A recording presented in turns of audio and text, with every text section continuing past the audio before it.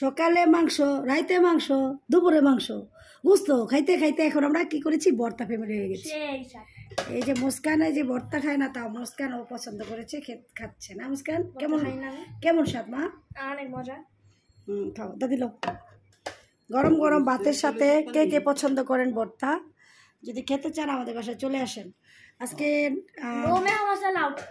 বের হয়েছিলাম একটু বিড়ালের মাছ কিনতে, হঠাৎ করে ফোন আসলো, একটা পাগল আপু পড়ে পাগলা মেডাসনে পড়ে আছে, তো তাকে গোসল করাতে গেছিলাম। তো আসার পরে কেন জানি মন চাইলো যে মাংস দিয়ে ভাত খাবো, একটু ভর্তা দিয়ে খাবো। তো এখানে টমেটো, কালা বেগুন এবং লটকা শুটকি, রসুন, পেঁয়াজ, কাঁচামরিচ, শুকনো মরিচ সব কিছু দিয়ে ভর্তাটা বানিয়েছি।